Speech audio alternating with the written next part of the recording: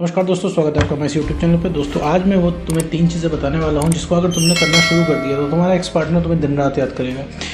जो ex partner तुमको छोड़ के चला गया है और तुम चाह रहे हो कि भैया वो इंसान जो हमें है सोचे दिन रात याद करे, तो अगर तुमने ये 3 चीज़ फॉलो की, 3 चीज़ों का 3 बातों का ध्यान रखा, तो श्योरली तुम्हारा जो एक्स पार्टनर है वो तुम्हें ज़रूर याद करेगा। राइट, तो वीडियो को शुरू करते हैं और बात करते हैं कि सबसे पहले एक्स पार्टनर की। तो देखो मेरे दोस्त, वीडियो शुरू करने से पहले मैं आपको बताना चाहता हूँ, देखो एक्स पार्टनर एक ही विभिन्न प्रजाति हो जाता है, ठीक है, एक अलग प्रजाति हो जाता है जो तुम्हारे लिए सबसे अलग बिहेव करता है, पूरी दुनिया के लिए अलग बिहेव करता है। मैं तुम्हें बता रहा हूँ, अगर कोई तीसरा इंसान है, कोई अनजान इंसान भी है, अगर अनजान इंसान से उसको बात करनी हुई तो वो आराम से बात करेगा। एक अनजान इंसान ने हेल्प मांगी तो हो सकता है तुम्हारा एक्स पार्टनर कर दे, उसका दिल पिघल जाए, लेकिन तुम्हारे लिए नहीं पिघलेगा।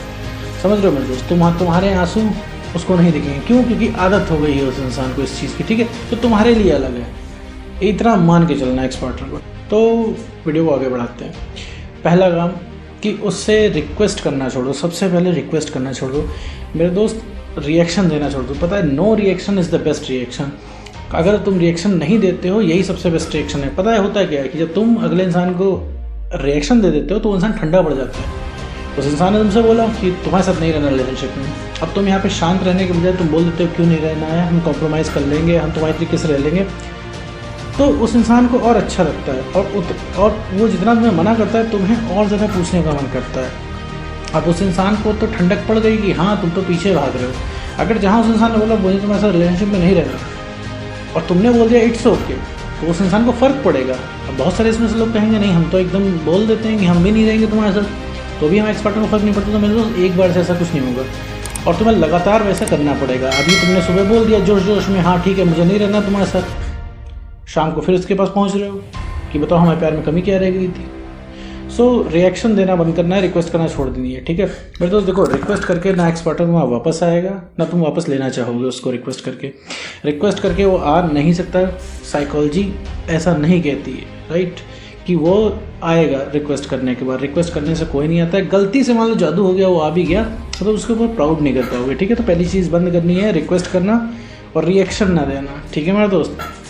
दूसरी चीज़, एकदम नॉर्मल रह के बात करनी है, कि नॉर्मल तरीके से बात करनी है, जैसे तुम किसी नॉर्मल फ्रेंड से बात करते हो। कोई एक्स्ट्रा टेंशन नहीं देनी है उसको ब्रेकअप की बात। देखो ब्रेकअप के बाद होता है क्या, कोई इंसान ब्रेकअप क्यों कर पाता है पता है? उसे पता है तुम कहीं नहीं जाओगे, उसे एकदम पता हो जाता है कि तुम तुम्हारे साथ वो कितना भी अत्याचार कर ले, कुछ भी कर ले, तुम्हें गालियाँ दे ले, तुम्हें सुना ले, तुम्हारे साथ जानवर जैसा व्यवहार कर ले, लेकिन तुम भी उसी शिद्दत से उसके पीछे पड़े रहोगे। जहाँ उसे पता चल गया ना कि तुम अब मूव ऑन कर रहे हो, तुम अपने लिए तुमने जीना शुरू कर दिया, तुम उसके लिए प्यार में पागल नहीं हो, अब तुम वो वैल्यू उसको नहीं देते हो, उसके अंदर से जो है क्यूरोसिटी पैदा हो जाएगी, जानने की इच्छा, तलब जग जाएगी तुमसे बात करने की, आखिर तुम अकेले कैसे जी ले रहे हो, ठीक है।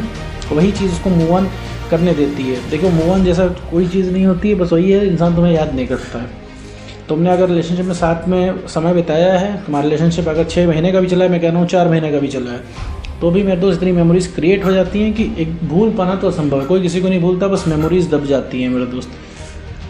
तो एकदम नॉर्मल बिहेव करना है, एकदम नॉर्मल फ्रेंड की तरह, कोई एक्स्ट्रा एफर्ट नहीं करना। रात के 11 बजे तुम्हारा पार्टनर फ़ोन कर रहा है तो अगर तुम्हारे पास टाइम है, अगर तुम कन्वीनियंट है तो तुम बात कर लो, वरना मत करो मेरे दोस्त। ये नहीं कि तुम बेड से उठ के छत पे चले गए उससे बात करने के लिए। क्यों? क्योंकि उन साहब का फ़ोन आ रहा है, उन साहिबा का फ़ोन आ रहा है, क्योंकि कभी बात तो होती नहीं, कभी कॉल तो आता नहीं, गलती से कॉल आ गया वो भी तुम कैसे मिस कर दो। तो ऐसा नहीं है, अपनी इज्जत मेंटेन करनी। भाई तुम्हारा भी तो वक्त है, तुम्हारी भी तो पर्सनल स्पेस है। तुम कॉल करते हो तो वहाँ तो कॉल उठता नहीं है, और वो कॉल करता है तो तुम्हारा कॉल तुरंत उठना चाहिए। ये कहाँ का इंसाफ है?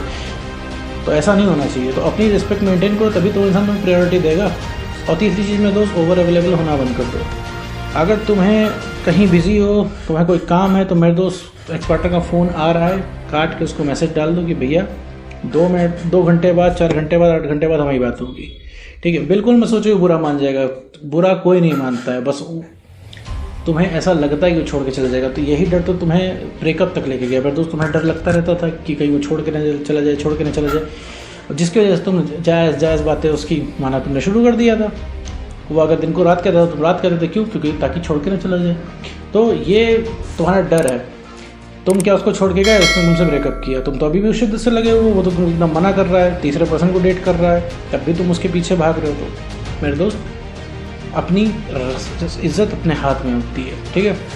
ओवर अवेलेबल रहना बंद कर दो। अगर उसने कहा मुझे कल मिलना है तो कल भले तुम्हारे पास टाइम हो, लेकिन इसके बाद तुम बोलो कि सुनो मैं देखता हूँ या देखती हूँ। कल का टाइम बोले तो कल छोड़ के तुम परसों की डेट दो, परसों बोले तो अलग डेट दो, नरसों की डेट दो, लेकिन जो है उसकी बात मत मानो। तुम्हें लगेगा अरे यार इतने मुद्दतों बाद वो मिलने कह रहे हैं, हम मिस कैसे कर दें इस चीज़ को, इस मौके को। नहीं मेरे को ऐसा नहीं करना है। प्रायोरिटी तभी तुम्हारी नीचे चली जाती है जब मेरे दोस्त तुम हर समय अवेलेबल होगे तो अगला इंसान जो है अपने जीवन के सारे काम निपटा उपटा के तुम्हारे पास आएगा, क्योंकि उसे तो पता ही है कि मैं रात के अगर 2 बजे भी जाऊँगा हमारा एक्स पार्टनर एकदम इंतजार में हमारे खड़ा रहेगा, एकदम हमारे स्वागत में खड़ा रहेगा। लेकिन जब उसे पता चलेगा तुम भी अपने टाइम से अवेलेबल होते हो, तब उस इंसान को तुम्हारे वक्त की वैल्यू पता चलेगी। तब तुम्हें समझ में आएगा, तब उसे समझ में आएगा कि यार इस इंसान से मिलने के लिए भी टाइम लेना पड़ता है। तब वो इंसान दूसरे कामों की प्रायोरिटी को नीचे करेगा और तुम्हें प्रायोरिटी में ऊपर ले आएगा। अब जैसे बैंक है मेरे दोस्त, बैंक छुट्टियों के दिन बंद रहते हैं तो तुम्हें एडजस्ट करना पड़ता है, ना कि बैंक एडजस्ट करता है। मान लो ऐसा हो जाए कि बैंक 7 दिन 24 घंटा खुले रहे, तब तुम कभी दिन में नहीं जाओगे, तब तुम बढ़िया आराम से जाओगे जब तुम्हें वक्त मिलेगा, शाम के समय घूमते टहलते बैंक जाओगे, ठीक है। लेकिन तुम्हें पता है भाई बैंक हॉलीडेज़ भी बंद रहते हैं और वर्किंग आवर में ही चलते हैं, 9 से 5 ही चलते हैं। तो तुम 9 से 5 के बीच में मैनेज करके जाते हो कि नहीं जाते हो, क्योंकि उस बैंक की टाइम लिमिट है। तो बिल्कुल वैसे ही अपने आप को बनाना है, अपने आप को जो है रिजर्व बनाना है उनके लिए।